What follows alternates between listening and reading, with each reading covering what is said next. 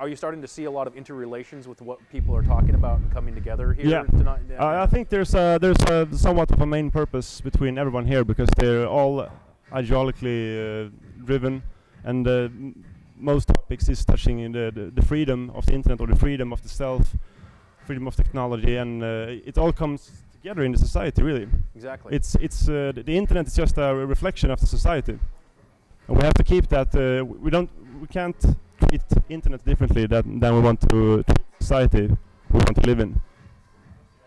Exactly. Do you believe the things you own end up owning you? Absolutely. Have you experienced that yourself, or? Actually, I have. Yeah. I have. About every time I watch television, I watch the commercials and see the commercials regarding consumption. I realize I laugh at the commercials and the fools that look at the commercials and keep following this rabbit race.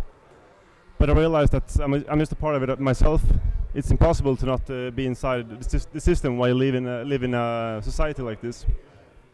Interesting. You know, Timothy Leary, he once said, the brain is not a blind reactive machine, but a complex sensitive biocomputer that we can program.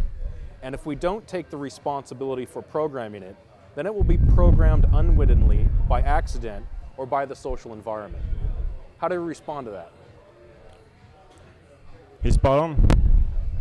I believe Timothy Leary did a lot of experiments with psychoactives and a lot of mapping of the brain, the unconscious brain that you don't really use while objectively looking at the surroundings. And I think that we have a pretty good control over our the so-called meta-programming, or what you're going to call it, of the brains, as long as we're aware of it. We have to be aware of the possibility of programming the brain to not be programmed by others.